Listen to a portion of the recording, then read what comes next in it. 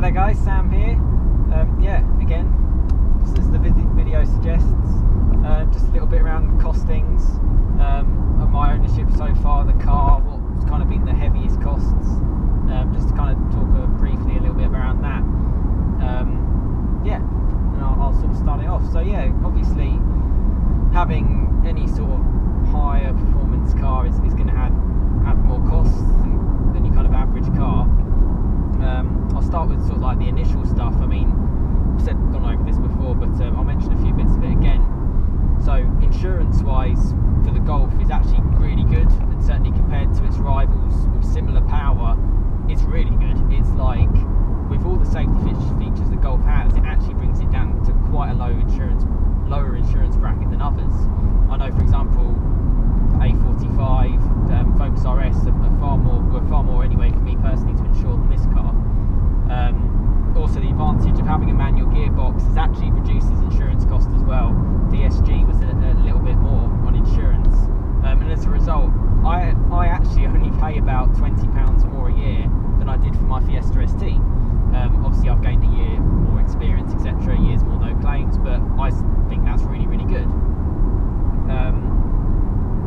On tax, so I've said it before, so this is a 2017 model from April, about 29th it was registered, and it came after new tax changes in the UK, which means I actually only pay £140 tax, which is actually only £5 more than my Fiesta ST. And obviously this is like 100 brake horsepower more, obviously worse for the environment. It's a big four-wheel drive car. So that's quite good and competitive. If you get a normal Mk7 Golf R, it's about 220 quid, I believe, for tax. Tyres wise and stuff like that, I haven't had to replace any tyres yet, but I know they're really competitive on price, particularly the smaller rim you go for, the cheaper the tyre. For an 18-inch Cadiz wheels, it's not too bad at all. It's no real different than the 17-inch on I had the Fiesta ST, so nothing really changes on that side. So it's all quite similar so far, really. And this is one of the things that appealed me to buy the car. It's all not too bad on cost. Servicing I can't really quote yet. I haven't serviced the car yet. I don't know if it will need a service. It does, yeah, 9,000 miles it says you should have an oil change. That can't be too expensive, so it shouldn't be too bad. Other than that, the next one is 2 years, 18,000 miles I think. So costs looking quite good at the moment, and they are. It's not bad at all. Parts as well, there's plenty of Golfs around, so if I was to knock off a wing mirror, sure it'd cost more than my little Fiesta, but it's not going to break the bank. And those sides of it, it's really, really good. All normal consumables for a car, washer, fluid. I guess it uses a little bit more because it sprays the lights, but I can't really say too much more than that. It's nothing. The main cost, which is more than my Fiesta, which is what I'm kind of trying to get at, and more on any car, despite the good things I say about this car on that side of things, is fuel. Particularly in this country where fuel is horrendously expensive, and if you've got a Golf R, you're going to want to put decent fuel in it, you're going to want to put super unleaded in it, you're going to want to put whatever Shell VMAX or Tesco's Momentum or whatever decent fuel you can get in it. You can put normal unleaded in it once in a while, it's not going to destroy the car, but even that, in this, well, it's February 2nd I think today, and fuel is ridiculously expensive, and even more so than my Fiesta. And this car, I will stress, is really good on fuel for a 1.5 ton four-wheel drive 300 brake horsepower car. It is really good on fuel, and I stand by that. I've done long journeys. I went to the Peak District over the weekend, and it was really good. It gets me decent miles. Unfortunately, it's not as good as the Fiesta, simply because the Fiesta weighs about 400 kilos less, it's 100 less brake horsepower, it's only front wheel drive. Straight away, you're going to be saving loads of fuel. It's only a little 1.6 litre engine, 4-cylinder, and I was able, although it had a smaller tank, I generally got about the same miles I did in this. It's a 55 litre tank. In the Fiesta, it's a 47 litre tank. And in the Fiesta, I could sometimes normally get about 400 300 miles. It would be anywhere between 350 and 400 miles quite regularly, whether I give it some fun or whether I sort of cruised around. It is actually really economical on long journeys. With this car, I've ranged between my best being about 450 to 500 miles. That was, I'll be honest, not particularly enthusiastic driving. That's quite conservative on the motorway, sort of 50, 60 miles an hour, not really giving it any, not really doing the car justice probably. But you can get the economy. And worst case scenario, you can get about 250 to 300 miles. So generally, on an average, it's 300 to 350 miles. But obviously, compared to the Fiesta, it's got a bigger tank, so you're putting more fuel in it to get those miles.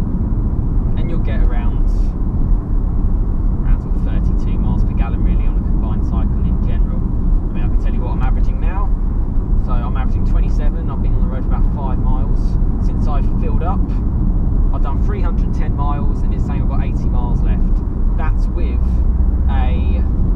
well, I went to the Peak District and back, so that was a decent stint, 2.5 hours there, 2.5 hours back. But that's pretty good. I mean, if I took it easy heading back up north, I could probably get 400 miles out of this car. Well, I say that, I could probably get 380 miles before it says 20 miles of range for me to then fill up the car, which is good. But fuel is expensive. It costs thousands and thousands and thousands of pounds a year, and I'm not going to go into these specific details. There's other YouTubers who can do fantastic stuff on stats, and I do find interesting as well. There's a good guy, if you ever see on, he's got a Focus RS at the moment, he's had a Fiesta ST as well. He did loads of graphs and datas on it. Mk7, I think his name is, his channel name is anyway. I'm not going to go into that detail. All I'm going to tell you is I think the Golf R, the most expensive cost you're going to have, generally, it's probably not insurance, it's probably not tax, it's not tyres, it's not consumables, it's not servicing. It's fuel. It's literally fuel. If you've got a Golf R, the chances are you're going to want to drive it quite a lot, as I do. And fuel is something that it kind of gets said around too easily, that, oh, you know, it's so expensive, it's going to cost you money. It really does. It really does cost a lot of money. When you're sort of doing 300 miles and you're spending 60 quid on a tank, it's not a good cost to have, and something that I much preferred my Fiesta to over to this. Having said that, I'll stand by it is good for fuel for what it is, for a hyper hatch. And ultimately, if you're going to give this car you're putting your foot down, you're putting all the power down, it's going to need more fuel to get going. So that is just a natural thing. But those are kind of the costs I can think of just over my ownership so far. The car's done 7,200 miles. I've done 1,500 miles less than that, so quite a few now. And those are the kind of main costs that I've had. I haven't really had to replace anything, nothing's broken. This guy doesn't know what he's doing. Look at that, he's beeped him. Wow. And yeah, I do find as well, on like, if you're doing short journeys, like my driving to the office is not exactly far sometimes. It's a mile or two. This car, I'll tend to get sort of like 19 miles per gallon for a 2-mile drive, which isn't great. And then on a long motorway journey, sort of looking 35 miles per gallon, something like that. That's what I tend to be getting nowadays. Saying that, I've got it in race mode, or individual mode. And when you've got a car like that, you just smile. It's kind of like, I don't care, it's using up fuel. You rev it to 6,000 and you're on. And the great thing when you're on the motorway, you hit a pothole like that and then you're worried how much it messes up your alloys. You stick it in eco and you stick it in cruise control and you just cruise. The adaptive cruise control is fantastic on this, really, really good. Just to stay. I feel like I'll take this car because he's slow. One thing I will stress actually, which is a good thing, funny enough, I mentioned about the wheels. The alloys well protected from getting curbing, and that's something which obviously is a cost.